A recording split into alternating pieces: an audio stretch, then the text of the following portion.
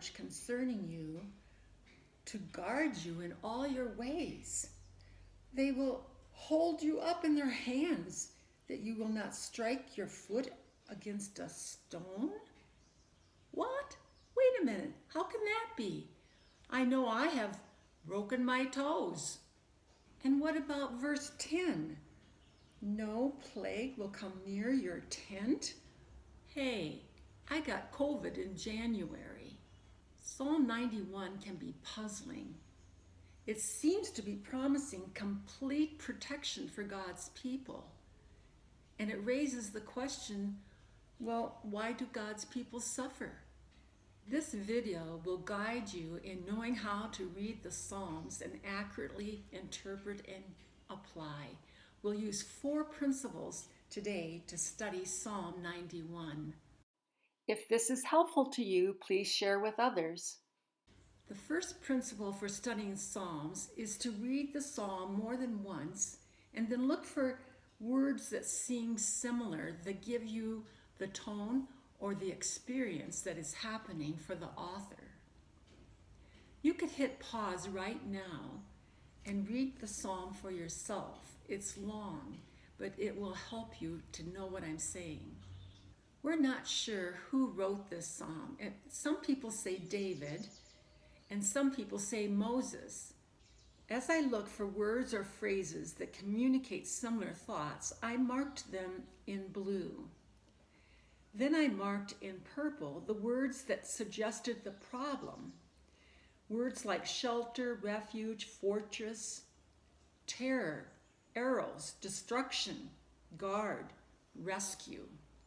What do you think is the theme? I think it is warfare, battles, conflicts, danger. The second principle is to look at what these images mean in their concrete form.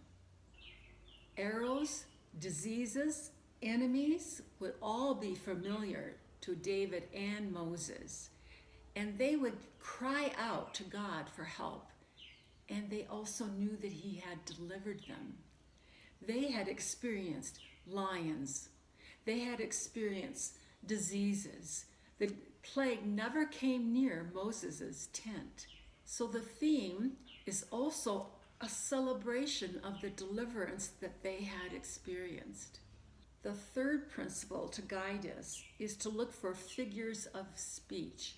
And the one that is used in this psalm that is very important to know about is called hyperbole. It means overstatement, exaggeration. The psalmist draws us into his experience with very dramatic word pictures.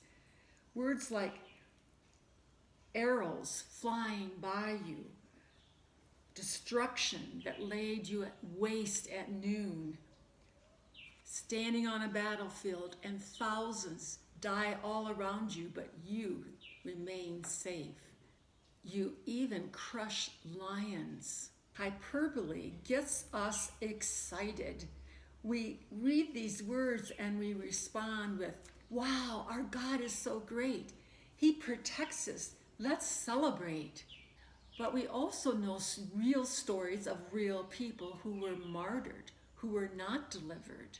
People who lost their lives to lions, who lost their lives in battle. Sometimes God does permit suffering for His people, and we learn from James 1 that it's for a purpose, to bring us to maturity. We also learn from Hebrews that it might be because of discipline, God turning us away from sin and putting us on the right path. So how do we apply this psalm? How do we understand the words that seem to be such great promises? Well, I look at the story of Jesus in Matthew 4.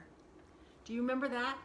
The devil takes Jesus up to the very top of the temple and tells him, throw yourself down. And then the devil quotes this psalm about how God will command angels and they will bear you up so that you will not strike your foot against a stone. But Jesus wisely responded, not claiming that that was a unconditional promise, but saying, on the other hand, it is written, you shall not put the Lord your God to the test. So we learn, like Jesus, we don't act foolishly. We don't tempt God by walking with snakes or lions. Psalm 91 does comfort us. These beautiful pictures and words inspire us to trust in God.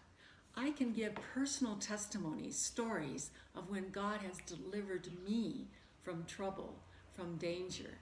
Remember, we can't take these verses and claim God's unconditional protection.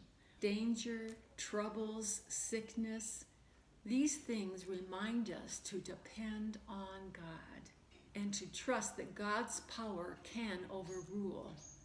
Do you remember the story of Shadrach, Meshach, and Abednego? They were facing a huge fire. What a terrible way to die. But in faith, this is what they said.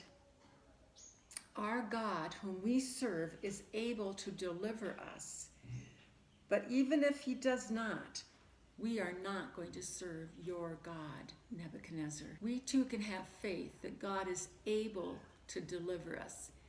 And we have faith to believe that he is for us, holding us up. He is totally in control. I think the most important application for this psalm is that we can go through life without fear. So I encourage you today, take your heart and find protection under the shadow of his wings.